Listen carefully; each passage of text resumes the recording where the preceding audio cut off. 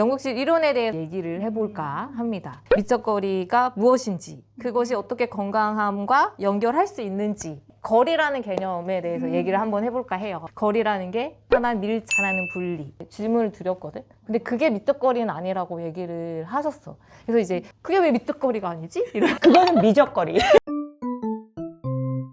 안녕하세요. 즐거운 그라야이에 놀러 오신 여러분, 환영합니다. 이번 영상은 영국식 이론에 대해 얘기를 해볼까 합니다. 미적거리가 무엇인지, 그것이 어떻게 건강함과 연결할 수 있는지, 이 얘기에 앞서 먼저 이제 미적거리라고 하기 전에 거리라는 개념에 대해서 얘기를 한번 해볼까 해요. 거리라는 게 하나 밀착하는 분리. 그 밀착과 분리에 대해서 연극학에서 대표적으로 얘기할 수 있는 두 인물이 있습니다. 첫 번째는 아리스토텔레스.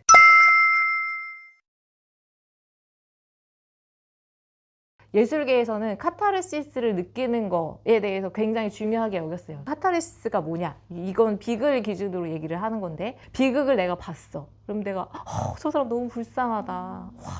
나는 저런 삶이 아니어서 너무 다행이다. 너무 끔찍하다. 이런 거를 통해서 감정적으로 순화가 일어난다. 이것이 그 순화가 결국에는 정화를 일으키는 것이다 라고 해서 예술에 대해서 굉장히 몰입해서 보는 거에 대해서 긍정적으로 생각을 했어요. 아리스토텔레스는 그래서 밀착적으로 보는 것, 내가 느끼는 카타르시스적 감정이 이제 승화를 느끼는 거에 대해서 중요하게 생각했다면 이거에 반대하는 인물이 나타납니다. 독일에서 나타나는데 베를톨트 브레이트.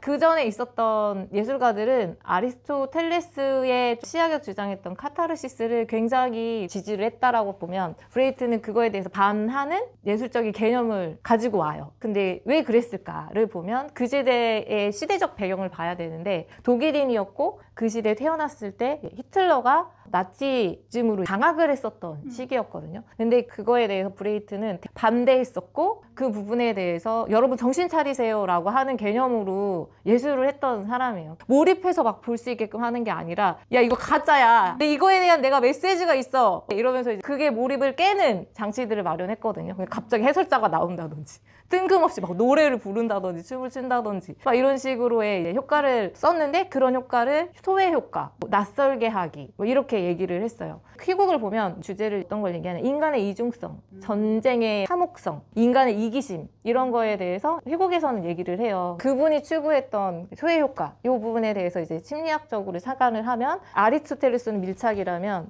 브레이트는 거리두기. 여러분 이거 비판적으로 한번 생각을 한번 해보셔야 돼요. 이게 진짜 맞는 건지. 너무 몰입해서 보지 마시고 한 발자국 물러나서 한번 보십시오 라고 하는 부분들에 대해서 얘기를 하는데, 그게 이제 둘이가 대립이 되는 거죠. 들어보니까 그 아리스토텔레스는 감정에 더 중시를 두면은 네네네. 그 브레이트는 약간 인지적인 거 좀 생각하고 맞아요. 사고하고 이런 거에 더 초점이 있는 것 같아요. 그러니까 F랑 T의 대결이라고 해야 될까? 그래서 브레이트는 교육 연극에도 굉장히 관심이 있었고 영향을 미쳤다라고 보거든요. 그쵸 선생님? 브레이트가 자기의 초기 극을 교육극이라고 이름을 붙였었어요. 어떤 메시지를 전하기도 하지만 극을 통해서 질문을 하게 한 거죠. 스스로. 저게 왜 저렇게 되는 거지? 왜 저렇게밖에 될 수 없는 거지? 저렇게 안 되려면 어떻게 해야 되는 거지? 뭐 이런 관객들이 극을 통해서 뭔가 질문을 찾아내고 그것에 대해서 스스로 찾아가게 하고 싶어 했던 그런 의미의 교육극, 자신의 연극을 그렇게 정의를 했다가 나중에 이제 서사극이라는 말로 또 바꾸게 되죠. 그래서 저 연극치를 배울 때 우리가 충분히 감정을 느끼기도 하지만 그걸 나와서 스스로 판단하고 통찰할 수 있는 거리두기도 필요하다. 근데 초기에 배울 때는 그 중간 지점이 미적거리라고 생각을 한 거예요. 그래서 어떤 형태로 어떤 지점에서 어떻게 표현을 해야 그 중간 지점이 되느냐, 이거를 생각을 했는데, 그때 이제 질문을 드렸거든. 근데 그게 미적거리는 아니라고 얘기를 하셨어. 그래서 이제 그게 왜 미적거리가 아니지? 그거는 미적거리. 미적거리. 그러니까 저쪽으로 가서 하는 미적거리는 거. 이게 효원쌤의 이제 미적거리에 대해서 얘기하는 부분이 나와요. 제가 그대로 한번 읽어볼게요. 미적거리라 함은 상황과 조건에 따라 밀착과 분리의 연속 손상에서 적절한 거리를 선택하고 취하는 것이 바람 바람직하다고 할 수 있다라고 얘기하셨거든요. 내가 밀착을 해야 하는 경우에 분리를 하는 경우가 있고 분리를 해야 되는 경우에 밀착하는 경우가 사실 되게 많아요. 그러니까 심리적으로 문제가 생겨서 상담을 오시는 분들이 있으시더라고. 너무 분리하는 사람한테는 조금 그 부분에 대해서 우리가 밀착해서 조금 다가가서 느껴보지 못했다면 느껴보고 그 안에서 깨달음을 얻게끔 하는 게 사실 맞는 거고, 그리고 너무 밀착해서 감정적으로 표현하는 모든 것들을 그냥 무분별하게 받아들인다. 요거 같은 경우에 이제 빨리 분리시켜서 그 부분에 대해서 그렇지 않다라는 거를 알게끔 하는 게 치료적인 개입이라고 생각하거든요. 그거를 좀 더 심리적으로 얘기를 하자면 내면아이가 저는 생각이 났거든요.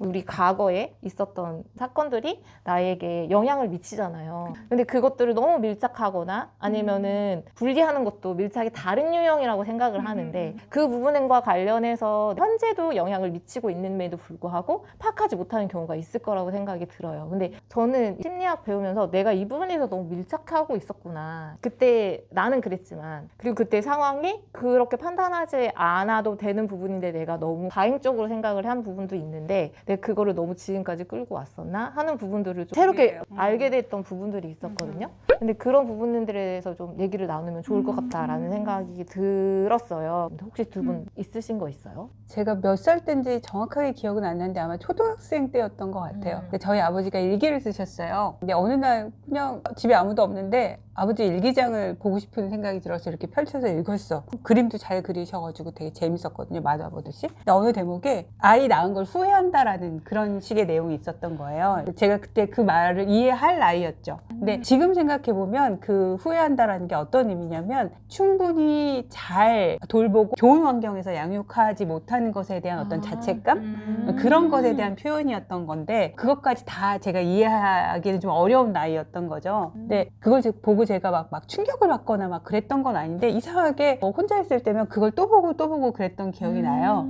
어른이 되어서 친구한테 뭐 무슨 옛날 얘기하다 이 얘기를 딱 했어요. 근데 그때 그 친구가 저한테 그 기억을 잘 다뤄야 될 것 같아.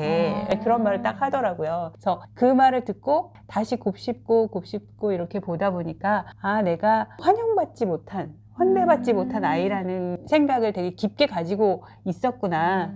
그런 중요한 모습을 발견하게 됐고 그거에 대해서 계속 이후에 작업하는 시간들이 있었죠. 그래서 아까 말씀드렸다시피 그게 나를 환영하지 않았던 게 아니라 아버지가 당신 자신에 대한 어떤 아픈 마음을 그런 식으로 표현한 거다라는 거를 마음으로 받아들이기까지 시간이 좀 꽤 걸렸던 것 같아요. 그 말 자체에 이렇게 딱 들러붙어 있다가 좀 거리를 두고 이렇게 다른 시각에서 바라보게 되는 게 쉽지는 않았던 것 같아요. 저는 우리가 초기 기억 작업했었는데 제가 미끄럼틀에 이렇게 줄을 서 있었는데 내려가려고 뒤에 언니들이 이렇게 있고 유치원생 언니들이었어. 그러니까 나는 더 어렸던 거지. 유치원생보다 더 어리니까 뭐 4살이나 5살쯤 됐을 거 아니에요. 내려가려고 하는데 그때는 미끄럼이 지금처럼 안전하지가 않았던 거예요.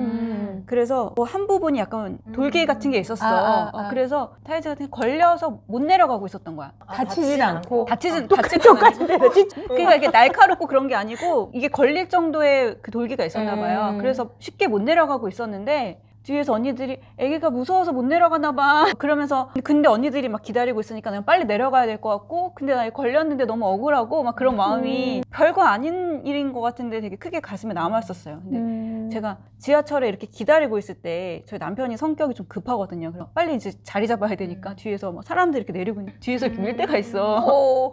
이제 빨리 자리 잡아야 되니까 이제 뒤에서 근데 남편은 가라는 들어갈 차례 하고 알려주는 거였겠지. 그러니까 뭐 이렇게 톡톡 치는 걸 수도 있는데 나는 그게 빨리 들어가라고 막 미는 것 같은 거야. 그러면 그게 너무 불쾌하고 짜증이 나서 안 내도 되고 화를 막 내는 거예요. 그렇구나. 나는 사람이 뒤에서 재촉하는 게 너무 싫고 나는 지금 내 사정이 있어 라는 말을 계속 하고 있구나 라는 생각이 들었어요. 내가 선생님한테 혹시 그런 적은 없나라는 게 지나가네요. 그 지금은 그 알게 돼서 그 부분에 대해서 내가 이렇구나 이런 조절이 돼요. 아니, 깨달은 지가 얼마 안 돼가지고 아직도 그래. 조절이 안 되는 것 같아요. 그렇군. 저 같은 경우에는 어렸을 때 엄마가 몇 번의 생일 파티를 해준 적이 있거든요. 집에 친구들 데리고 와가지고 저희 집이 그렇게 잘 사는 집이 아니었어요. 되게 가난한 집이었는데 엄마가 그냥 해주신 것 같아요. 그거에 대해 감사하죠. 즐겁게 해줬거든요. 막 엄마가 막 과자 같은 거 막 걸어놓고 같이 막 띄어서 애들 따먹기도 하게끔 엄마가 오. 되게 많은 준비를 해주셨어. 그게 되게 좋은 기억이었고 되게 행복한 기억이었고 엄마하고의 추억에 있어서 이제 꼽자고 하면 가장 좋았던 기억이 탑이라고 볼 수 있거든요.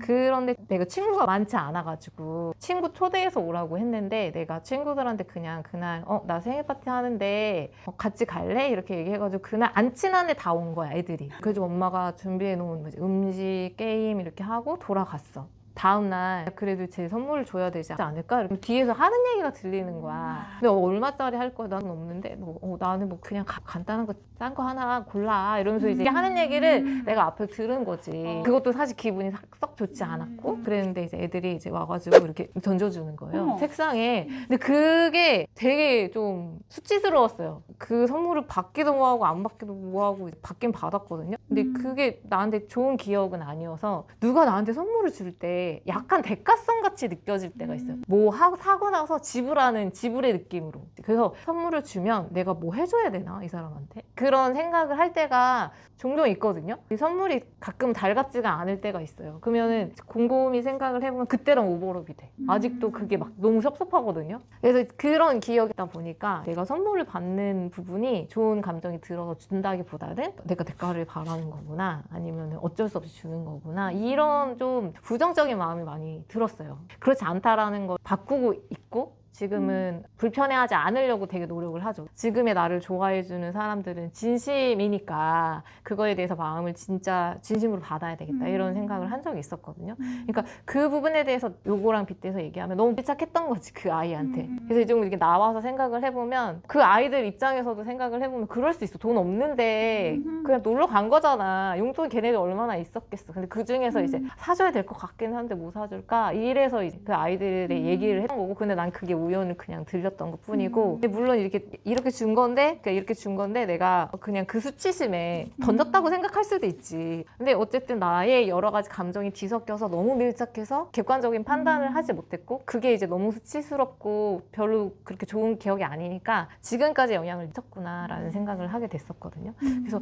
본부에 나가면서 그 밀착과 분리를 적절하게 하는 것이 굉장히 중요하구나라는 생각이 들었고 이게 만약에 해소가 안 됐다면 그때 하지 못했던 것들을 좀 해소하는 차원에서 좀 접근해보고 그 다음 작업은 그러지 않았다라는 나 자신이 이제 다독거리는 작업을 해 나갔겠죠. 연극 치료적인 제가 배웠던 작업적인 루트로 보면. 그래서 오늘 이렇게 저희가 연극 이론과 함께 연극 치료적으로 어떻게 저희가 개입을 하는지 다운 연극 치료의 콘텐츠를 만들기 위해서 제가 이거를 준비를 했습니다. 아마 이거 영상을 보시는 분들은 연극 치료를 전공하신 분도 계실 거고 연극 치료에 관심을 가지고 계신 분도 계실 거고 그리고 연극 치료가 뭐지? 연극 치료 한번 받아볼까 하신 분들도 계실 거라고 생각이 들어요. 그분들께 충분한 정보를 제공하는 것이 목표 중에 하나? 네, 목표죠. 그래서 이렇게 준비를 해봤습니다. 제가 준비한 영상은 여기까지입니다.